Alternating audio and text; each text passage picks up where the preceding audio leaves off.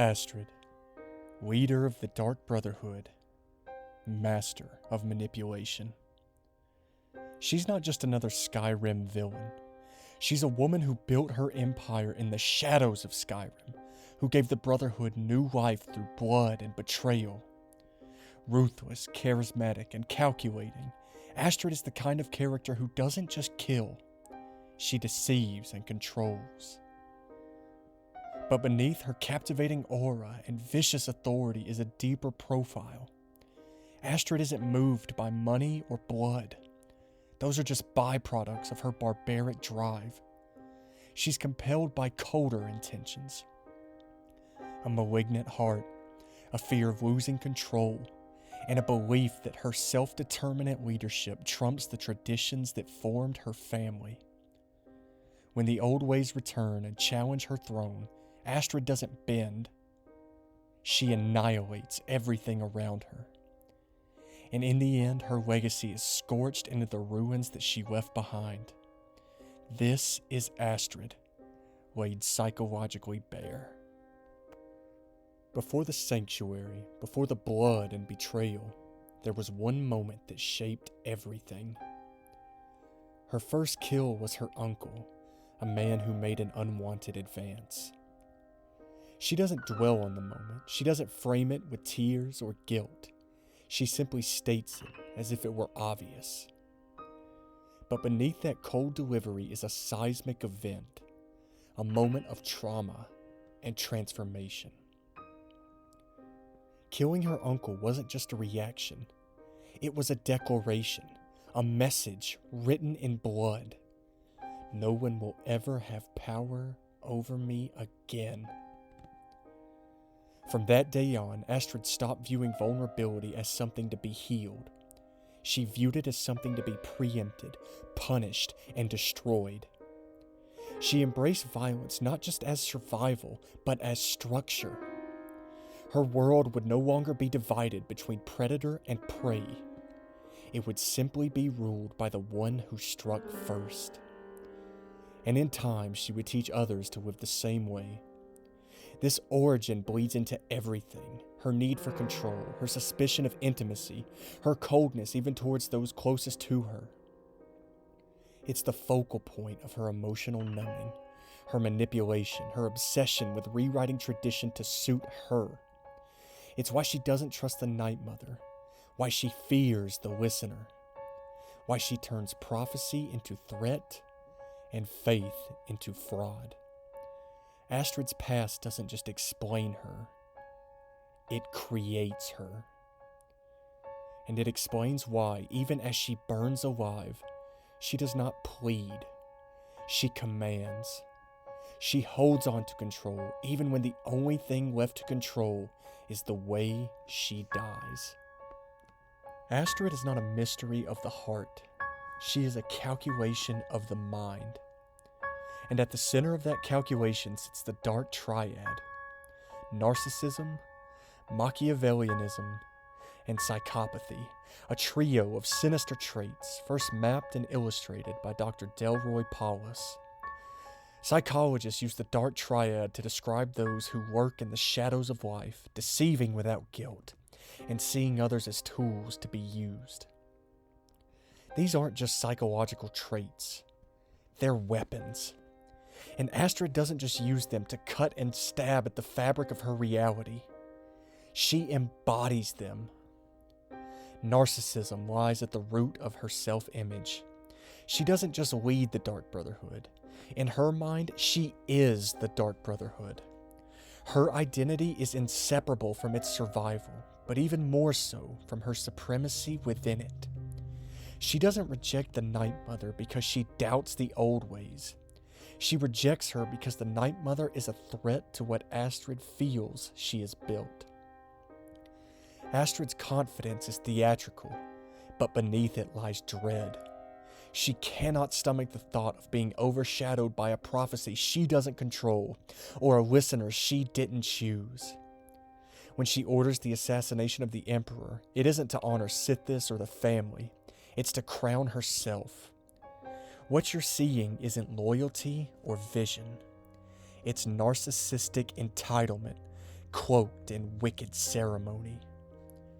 But ego alone doesn't explain Astrid.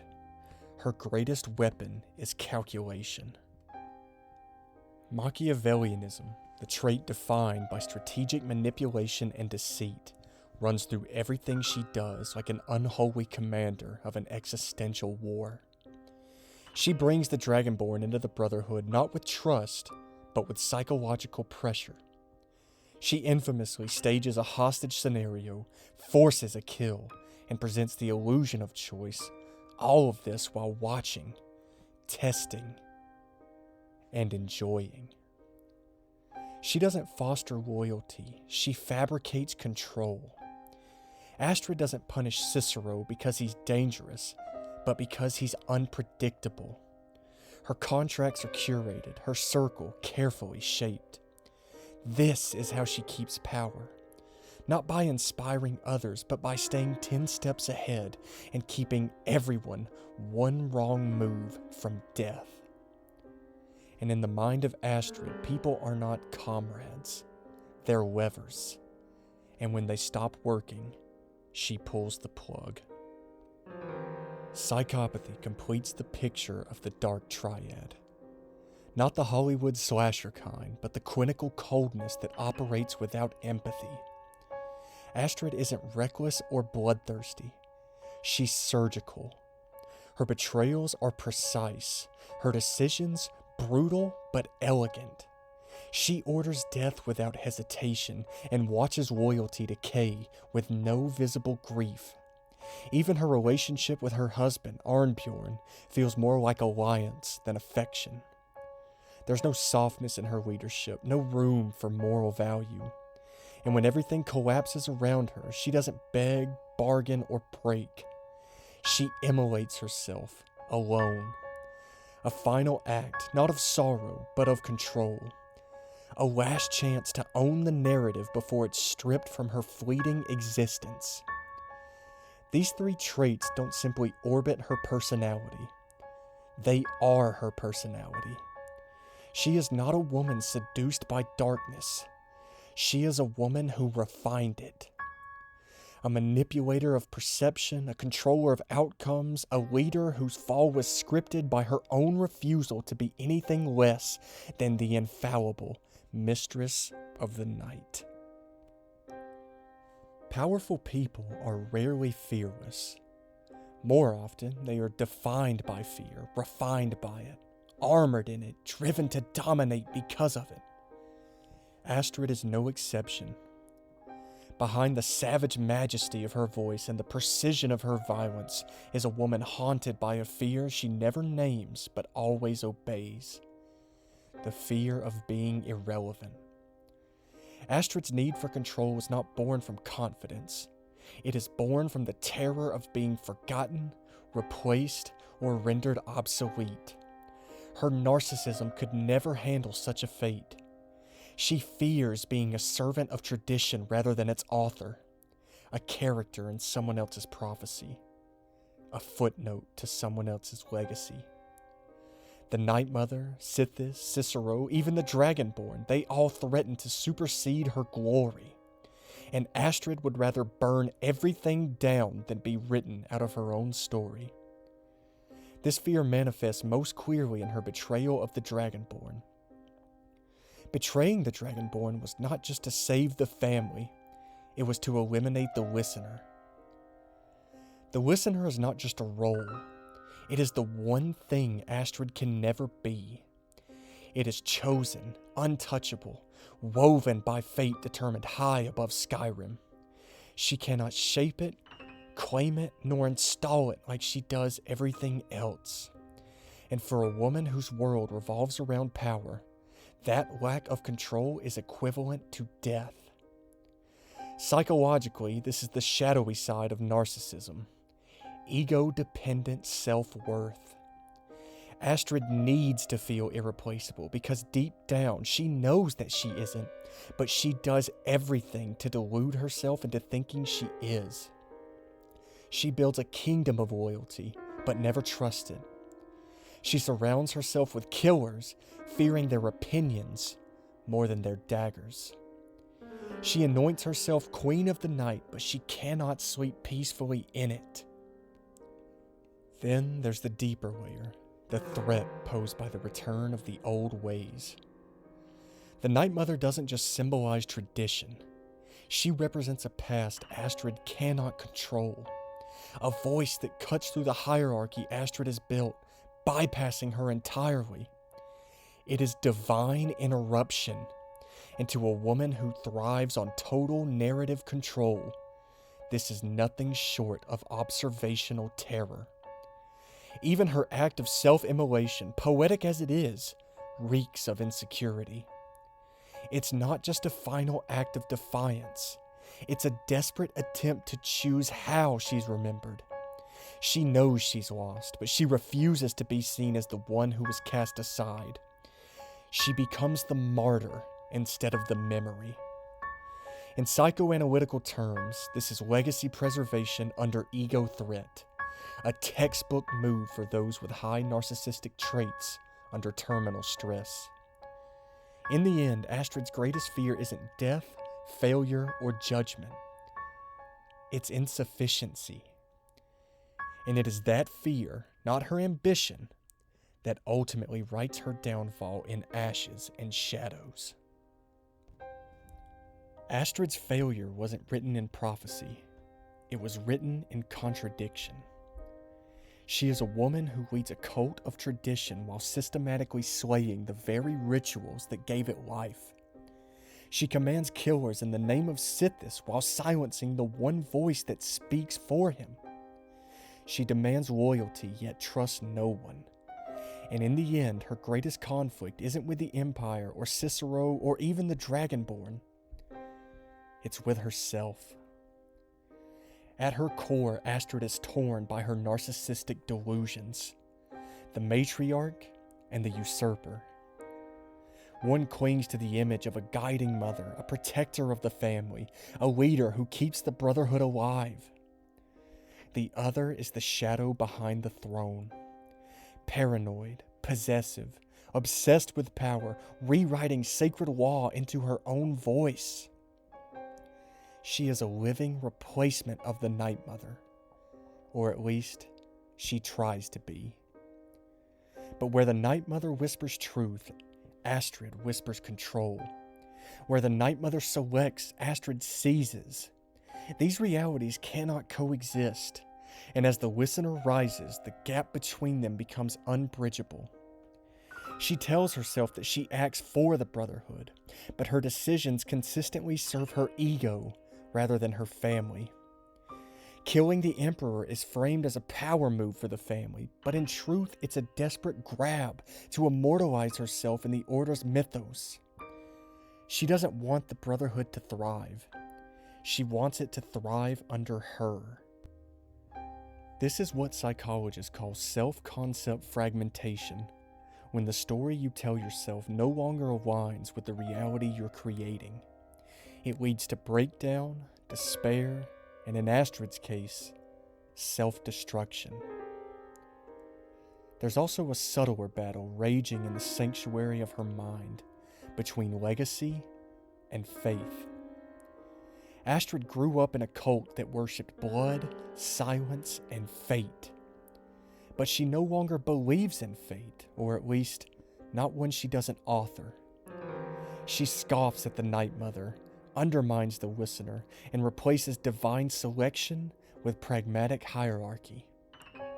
But in doing so, she amputates the Brotherhood from the very thing that gave it spiritual weight.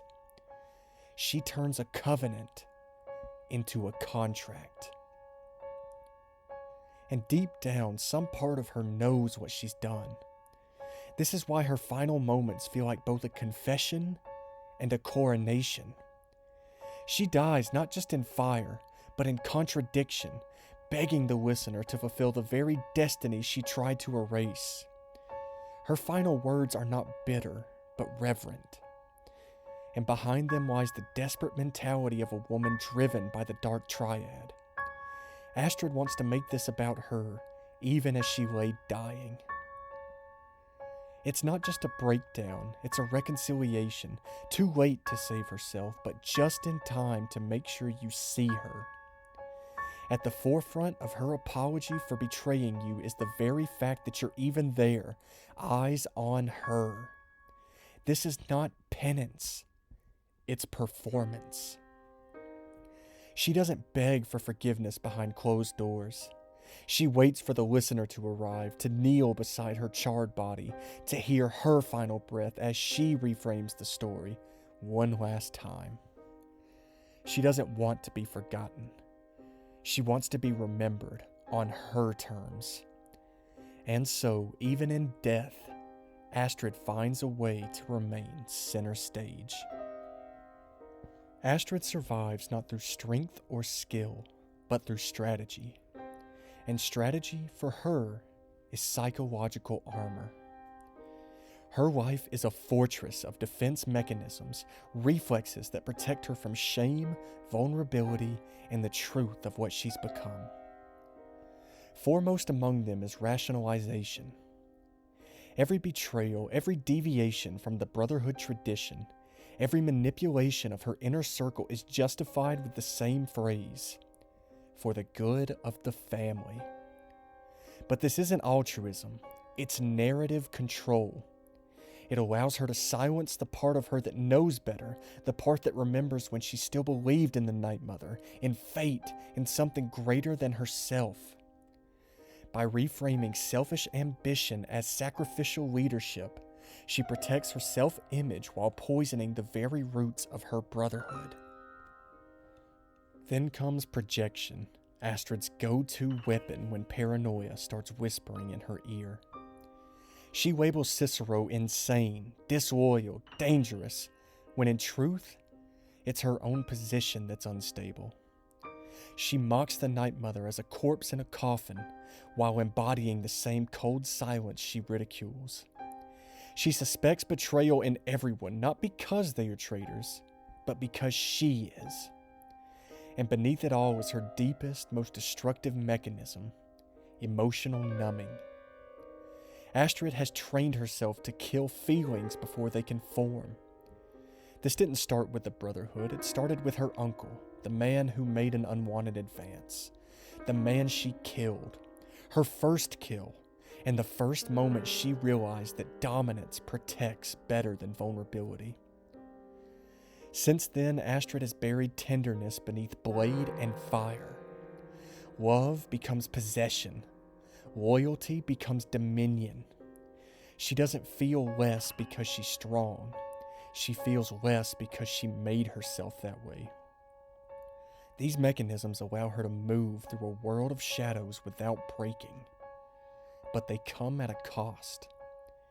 She isolates herself emotionally, even from Arnbjorn.